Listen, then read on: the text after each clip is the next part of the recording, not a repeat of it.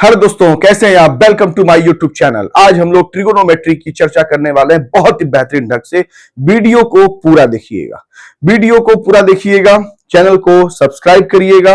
Video पूरा देखने के बाद आप ट्रिगोनोमेट्री के साथ कंफर्ट फील करने लगेंगे। ये मेरी रिस्पॉन्सिबिलिटी भी है और ये मेरा आपसे वादा भी है। लेकिन अगर मैं कुछ कह रहा हूं तो उसको मानिए। मैं कहता हूं चैनल सब्सक्राइब करिए। क्यों कहता हूं? मैं वीडियो डालूं उसका नोटिफिकेशन आप तक पहुंचे। मैं कहता हूं वीडियो लाइक करिए। लाइक करने से यह पता चलेगा कि हाँ, चीजें आपके हिसाब से बेहतरीन हो रही हैं। अगर आप डिसलाइक करते हैं या आपको लगता है कि नहीं कहीं कोई दिक्कत है, कमेंट के माध्यम से अगर आप मुझे बताएंगे तो उस पर जरूर वर्क किया जाएगा और बेस्ट से बेस्ट आपके लिए करने का प्रयास किया जाएगा। We are complementary to each other. Chapter name is trigonometry. Trigonometry chapter name है। हम लोग इसकी चर्चा बहुत ही डीपनेस के साथ करने वाले हैं, बहुत ही आराम से सरल भाषा में, सिंपल लैंग्वेज में, ताकि किसी प्रकार का कोई कॉम्प्लिकेशन किसी स्टूडेंट को ना हो। ट्रिगोनोमेट्री के और भी टॉपिक्स हैं। टॉपिक्स का सेंस है कि ट्रिगोनोमेट्री से रिलेटेड अलग अलग टाइप के क्वेश्चंस, अलग अलग थ्योरी हम लोग डिस्कस करेंगे। लेकिन उससे पहले ये हमारी मोरल रिस्पॉन्सिबिलिटी बनती है। First of all we have to know about the chapter name. We have to define the chapter name. chapter name क्या है? ट्रिगोनोमेट्री। तो ट्रिगोनोमेट्री को डिफाइन करेंगे। तो चलिए काम करते हैं, ट्रिगोनोमेट्री को थोड़ा पार्ट में डिवाइड कर देते हैं। जैसे ट्रिगोनोमेट्री यहां लिखेंगे TRI, ट्राई। गोनो है तो गोनो प्लस मेट्री, मतलब मैंने इसको 3 पार्ट्स में डिवाइड कर दिया। First part, second part and third part. First part try, second गोनो, मेट्री, तीनों को मिला देंगे तो ट्रिगोनोमेट्री। इस ट्राई का मतलब क्या होता है? ऑब्वियसली 3 होता है। इस गोनो का मतलब क्या होता है? ऑब्वियसली एंगल्स होते हैं। और इस मेट्री का मतलब क्या होता है? मेजरमेंट होता है। इसका मतलब ट्रिगोनोमेट्री में हम लोग 3 एंगल्स मेजरमेंट पढ़ने वाले हैं। इसका मतलब ट्रिगोनोमेट्री में हम लोग 3 एंगल्स मेजरमेंट पढ़ने वाले हैं। और क्या पढ़ने वाले हैं तो याद रखिएगा। और हम जो पढ़ने वाले हैं रिलेशन, ये आपका हो गया पहला कि हम लोग 3 एंगल्स मेजरमेंट पढ़ने वाले हैं। और क्या पढ़ने वाले हैं? Relation between sides and angles. Side और एंगल के बीच में रिलेशन पढ़ने वाले हैं।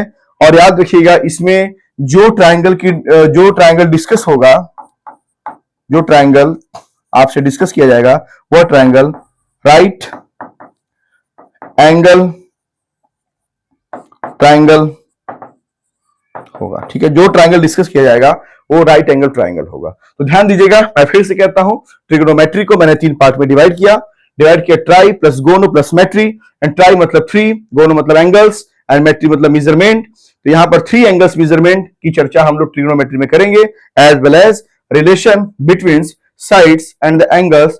ठीक है, और जो ट्रायंगल हम लेंगे ट्रिगोनोमेट्री में वह राइट एंगल ट्रायंगल होगा। तो एक आपके मन में एक बन गया होगा कि हाँ, मतलब कैसे क्या करना है।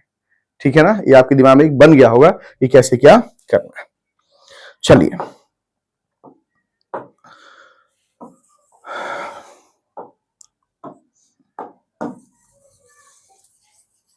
अब हम डिस्कस करते हैं आगे कि ट्रिगोनोमेट्री को हम कैसे इतने आराम से समझ लें कि समझने के बाद हम ट्रिगोनोमेट्री के साथ कभी भी अनकंफर्टनेस फील ना करें। तो उसके लिए क्या है समझिएगा। जैसे कि मैंने एक ट्रायंगल बनाया। चूंकि हम ट्रिगोनोमेट्री पढ़ रहे हैं तो सर ने यह कहा है कि जो ट्रायंगल की चर्चा होगी वह राइट एंगल ट्रायंगल होगा। क्या होगा? Right angle triangle. इसका नाम मान लीजिए हमने दे दिया P, इसका नाम हमने दे दिया मान लीजिए Q, और इसका नाम हमने दे दिया R। ठीक है, इसमें जो चर्चा होगी वो किस ट्राइंगल की होगी? तो ऑब्वियसली राइट एंगल ट्राइंगल की होगी। तो आप यहां पर देख रहे होंगे इस ट्राइंगल का नाम क्या है? That is a triangle. Triangle को ऐसे सिंबल बनाते हैं और पी क्यू आर है, और ये राइट एंगल्ड है कहां पर? आर पे, क्योंकि देखिए आप पी आर क्यू इस राइट एंगल ट्राइंगल के वर्टिसेस हैं, और आर पर कितना एंगल है? 90 डिग्री। तो हम यहां लिखेंगे कि ये राइट एंगल्ड है, यह राइट एंगल्ड है कहां पर? At R, because angle R is equal to 90 degree.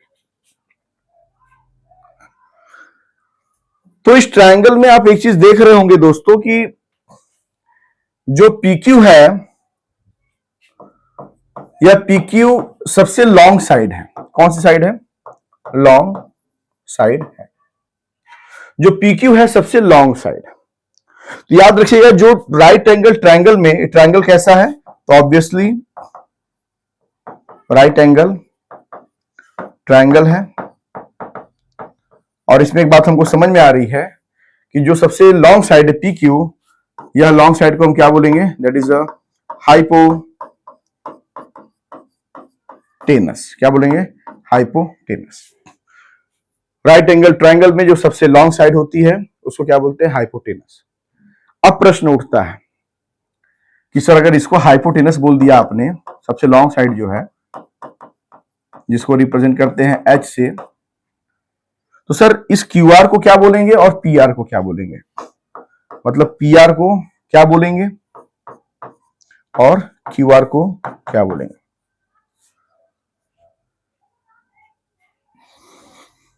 अगर आपसे एंगल की चर्चा नहीं हुई है, ध्यान दीजिएगा, यह एंगल तो आपका 90 है, या तो इस एंगल की चर्चा हो सकती है या तो इस एंगल की चर्चा हो सकती है। मैं समझा रहा हूं, अभी इसको और एक्सप्लेन कर रहा हूं मैं। अगर एंगल की चर्चा नहीं हुई है तो नॉर्मली यह हाइपोटेनस, और इसको आदमी क्या कर लेता है? परपेंडिकुलर मान लेता है, परपेंडिकुलर मान लेता है, और इसको क्या मान लेता है? बेस मान लेता है। लेकिन सपोज करिए एंगल की चर्चा हुई है, मान लीजिए कह दिया गया कि ए एंगल, ए वाला एंगल, इस एंगल का नाम क्या है? Angle Q। तो याद रखिएगा जिस एंगल को आप ले रहे हैं उस एंगल का सामने वाला जो पार्ट है इसको क्या बोलेंगे? परपेंडिकुलर। ये हाइपोटेनस फिक्स है जो लॉन्ग साइड है, और ये वाला आपका क्या हो गया? बेस हो गया। लेकिन मान लीजिए अगर आप एंगल ए वाला ले रहे हैं तो इसके सामने वाला जो पार्ट होगा, अब ए वाला परपेंडिकुलर हो जाएगा, और ये हाइपोटेनस तो फिक्स है तो बच गया, अब ये क्या हो जाएगा? आपका बेस हो जाएगा। मैं फिर से बोल दे रहा हूं, मान लीजिए मैंने बनाया राइट एंगल ट्रायंगल, मैंने अगर यह एंगल लिया तो इस एंगल का सामने वाले को यह परपेंडिकुलर हो गया, यह बेस हो गया, और यह हाइपोटेनस हो गया। अगर मान लीजिए मैंने ये वाला एंगल लिया तो इसके सामने वाला यह पार्ट परपेंडिकुलर हो गया, यह हाइपोटेनस फिक्स है, और ये क्या हो गया? आपका बेस हो गया। तो बेस और परपेंडिकुलर को लेकर के मन में कंफ्यूजन नहीं पालना है, ठीक है? आशा करता हूं आपको समझ में आ गया होगा। आगे से बेस को कुछ लोग क्या है कि नॉर्मली हमेशा यह मान के चलते हैं कि यह हाइपोटेनस हो गया, ये परपेंडिकुलर हो गया, ये बेस हो गया। हाइपोटेनस फिक्स होता है जो लॉन्ग साइड है, लेकिन जो परपेंडिकुलर और बेस है उसकी डिपेंडेंसी होती है कौन सा एंगल आप ले रहे हैं, ध्यान दीजिएगा, ठीक है? तो आशा करता हूं ये समझ में आ गया होगा। अब इसके बाद हम लोग बात करेंगे, जैसे समझिएगा कि अब चर्चा करते हैं पाइथागोरस प्रमेय की, ठीक है? पाइथागोरस थ्योरम,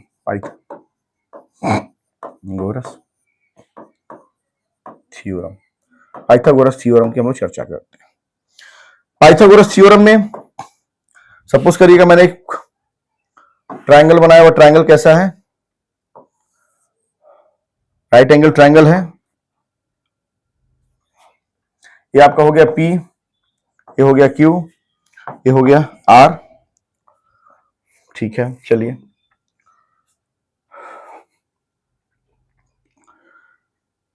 इस ट्रायंगल में सबसे लॉन्ग साइड आपको कौन सा दिख रहा है? तो PR दिख रहा है, तो दैट इज द हाइपोटेनस। आपसे हमारी बात हो गई है।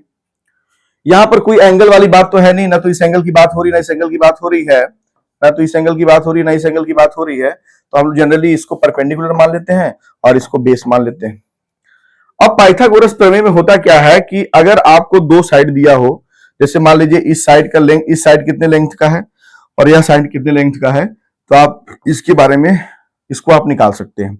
अगर आपको ये दिया है और आपको यह दिया हुआ है तो आप इसको निकाल सकते हैं। तो पाइथागोरस थ्योरम होता है दैट इज अ हाइपोटेनस का square is equal to perpendicular square and plus base square. Short form में लिखेंगे हाइपोटेनस स्क्वायर मतलब H square is equal to P square and plus B square, that is a Pythagoras theorem. ये Pythagoras theorem है, इसको लिख लीजिएगा।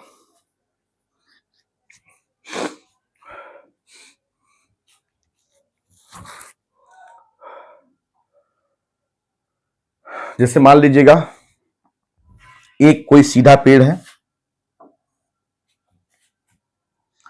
और यहां से आपने मान लीजिए कोई सीढ़ी लगा दिया। मान लीजिए इसका लेंथ कितना है, 10 मीटर है। ये जो बेस है यहां से लेकर के जहां सीढ़ी आप लगाए हैं यह कितना है, मान लीजिए 12 मीटर है। तो अगर आपको सीढ़ी का लेंथ जानना है, सीढ़ी के बारे में कि सीढ़ी जो है आपका वो कितने लेंथ का है, तो आप निकाल लेंगे √12 का स्क्वायर एंड प्लस 10 का स्क्वायर। मैं अच्छे से इसको एक्सप्लेन करता हूं, तो चीजें और समझ में आएंगी। आपके सामने एक फिगर बना हुआ है,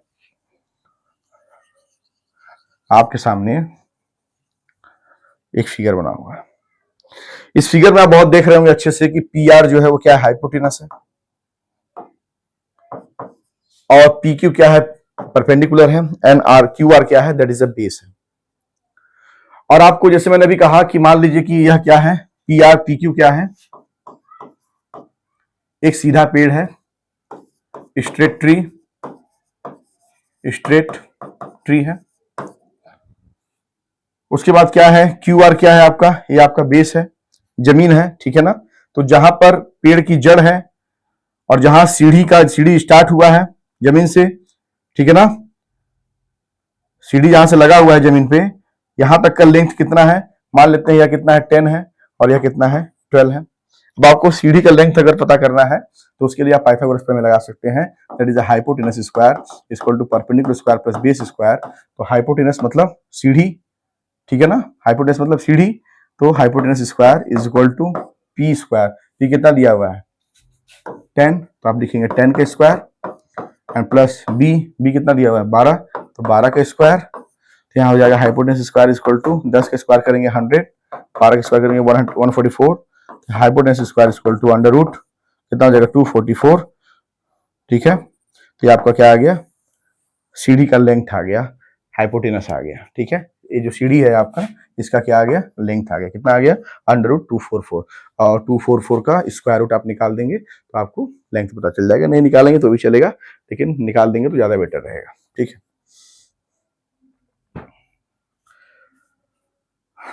पाइथागोरस आपने समझा, थोड़ा और बात करते हैं। अब बात करेंगे थोड़ा सा ट्रिगोनोमेट्रिक रेशियोज के बारे में।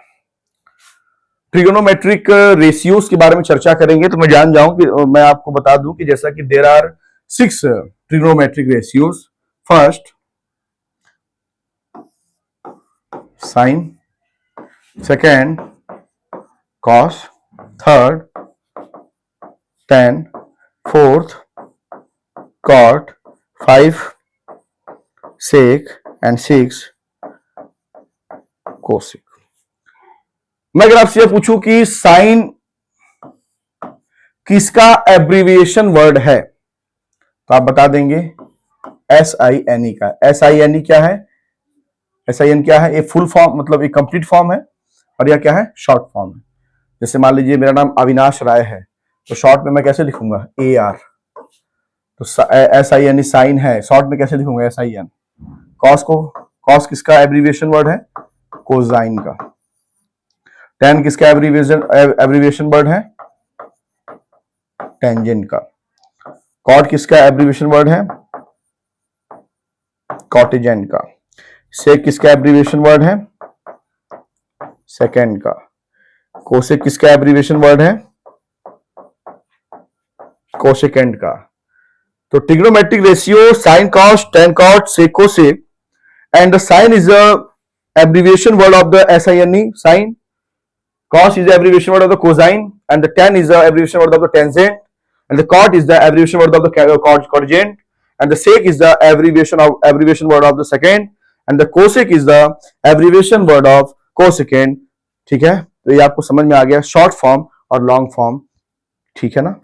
अब इसके बारे में अब थोड़ा हम लोग आगे और चर्चा करते हैं, डिस्कस किया जाए। चलिए, कभी अगर मान लीजिए ऐसा हो जाए कि मैंने लिख दिया, मान लीजिए कि 4 sine A plus under root A square minus C square and plus B square, ऐसे लिख दिया मैंने।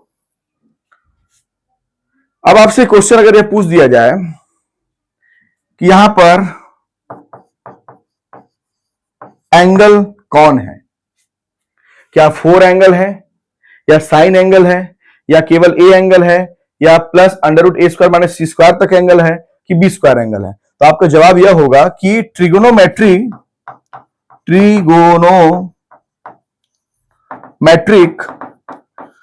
रेशियोज के राइट साइड में, कितने, राइट साइड में जितने पार्ट आपको दिखेंगे सब के सब क्या होंगे, एंगल होंगे। तो ये बताइए ट्रिगोनोमेट्रिक रेशियो कौन सा है? साइन है। साइन की राइट साइड की बात है, लेफ्ट साइड की बात नहीं है, तो इस 4 पे ध्यान नहीं देंगे। राइट साइड की बात आप देखिए, राइट साइड में कौन कौन दिख रहा है? A bracket a plus under root square minus C square plus B square. तो ये आपको पूरा दिख रहा है ना, a plus under root A square minus C square plus B square, ये सभी के सभी क्या हो जाएंगे अपने आप में, दैट इज अ एंगल हो जाएंगे। क्या हो जाएंगे? एंगल हो जाएंगे। मतलब ट्रिगोनोमेट्रिक रेशियो के राइट साइड का जितना भी पार्ट होगा, जैसे मान लीजिए अगर मैंने लिख दिया 10 और उसके ब्रैकेट बना करके यहां से यहां तक कुछ भी लिख दिया, मान लीजिए a square plus B square plus c square ऐसे करके लिख दिया, तो जितने पार्ट होंगे सबके सब क्या होंगे? एंगल होंगे। क्या होंगे? एंगल होंगे। अब हम इसके आगे चर्चा करते हैं, ठीक है। फिर उसके बाद क्वेश्चन पे हम लोग जाएंगे। पहले हम लोग बेस को समझ लेंगे, थ्योरी को समझ लेंगे, कॉन्सेप्ट को समझ लेंगे, उसके बाद जब हम लोग क्वेश्चन सॉल्व करेंगे तो मुझे लगता है कि काफी चीजें आसान रहेंगी आपके लिए भी और हमारे लिए भी, हमें समझाने में और आसान रहेगा। ठीक है, चलिए मैंने बनाया हुआ है, that is a right angle triangle.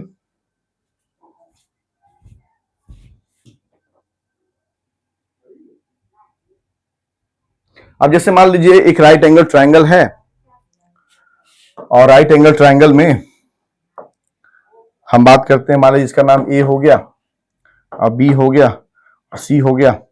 मैं आपको आज एक चीज बताने वाला हूं, थोड़ा उसको आप याद कर लीजिएगा ना।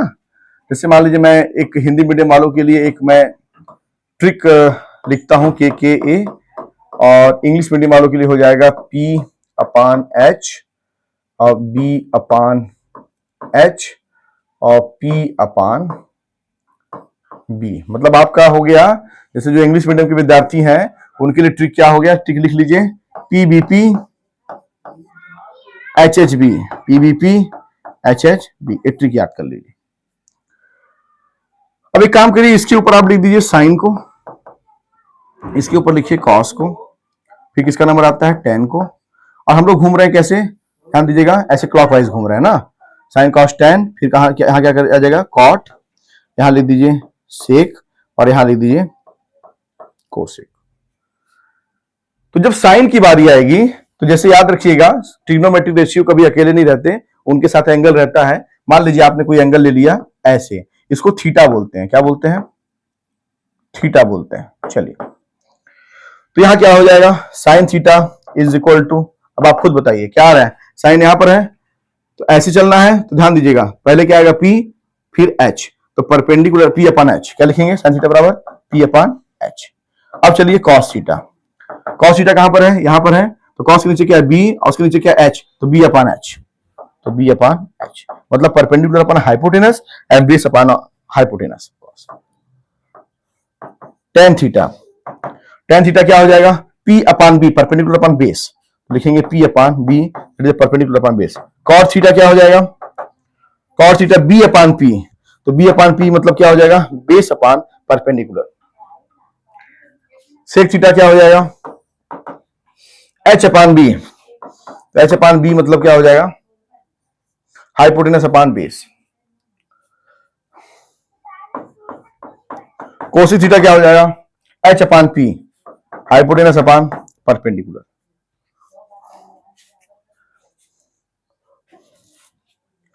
तो कहीं ना कहीं आपको समझ में आ गया कि साइन थीटा में परपेंडिकुलर अपॉन हाइपोटेनस।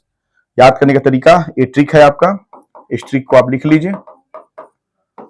जब साइन पे है तो परपेंडिकुलर अपॉन हाइपोटेनस, जब कोसेक पे है तो हाइपोटेनस, मतलब जब नीचे आएंगे तो नीचे से ऊपर, और ऊपर रहेंगे तो ऊपर से नीचे। ठीक है, ये अगर आपको याद है तो मुझे लगता है कि ये 6 जो है आपको याद करने में कोई दिक्कत परेशानी होने वाली नहीं। चलिए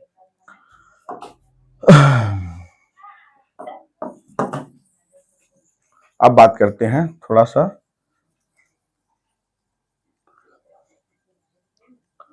कि और क्या क्वेश्चन कैसा बन सकता है। ठीक है, कैसा क्वेश्चन बन सकता है उस पर थोड़ा बात करते हैं। क्वेश्चन ऐसे बन सकता है कि if sine theta is equal to 3/5, then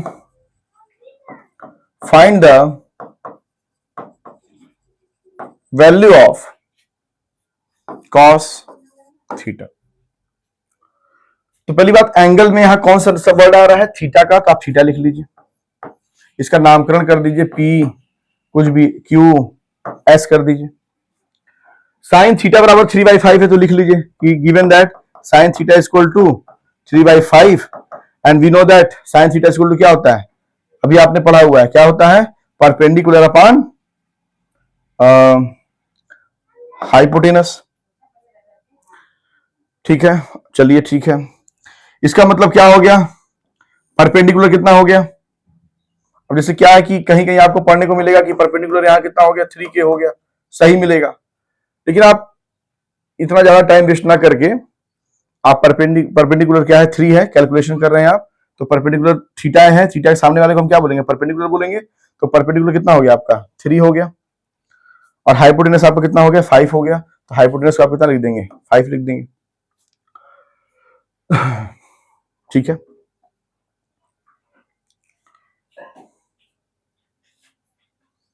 अब उसके बाद क्या करेंगे, साइन थीटा बराबर 3/5 हो गया is equal to P upon H हो गया, परपेंडिकुलर 3 हो गया, हाइपोटेनस 5 हो गया, क्योंकि यह थीटा है तो थीटा के सामने वाले पार्ट को क्या बोलेंगे, perpendicular, that is the P and this is the H and obviously this is the base. निकालना क्या है, कॉस थीटा, कॉस थीटा बराबर क्या होता है, बेस अपॉन हाइपोटेनस। बेस कहां पर है, बेस कहां है आपका, बेस अपॉन हाइपोटेनस, बेस कहां है, दिस इज द बेस। क्या आपको बेस पता है, नहीं पता है, तो इसको निकालने से पहले आपको बेस निकालना पड़ेगा, और मैंने आपको पहले ही बता दिया कि अगर 2 साइड आपको पता है तो तीसरी साइड आप कैसे निकालेंगे, using the Pythagoras theorem. Pythagoras theorem, hypotenuse square is equal to perpendicular square and plus base square. Hypotenuse कितना है, 5, 5 का स्क्वायर 25 एंड परपेंडिकुलर स्क्वायर मतलब 3, 3 का square 9 and base square, base नहीं पता कितना हो जाए, 25 is equal to 3 square 9 plus B square, तो 25 minus 9 is equal to b square and b square is equal to 16, that is b is equal to under root 16 plus minus, तो b is equal to plus minus 4 means plus 4 and minus 4, length can not be negative, negative वाले को छोड़ दो, plus 4 को पकड़ लो, तो b कितना आ गया तुम्हारा, 4 आ गया। cos थीटा बराबर बेस अपन हाइपोटेनस होता है, बेस की वैल्यू कितनी आ गई, 4 आ गई, हाइपोटेनस की वैल्यू कितनी है, 5 है, ये आपका क्या हो गया, आंसर। दोस्तों नेक्स्ट वीडियो में हम लोग और अच्छी अच्छी चीजों के साथ मिलेंगे, चैनल सब्सक्राइब करिएगा, वीडियो को लाइक करिएगा, मिलते रहेंगे, अभी बहुत कुछ डिस्कस हम लोगों को करना है। ठीक है, जय हिंद, जय हिंद, जय हिंद।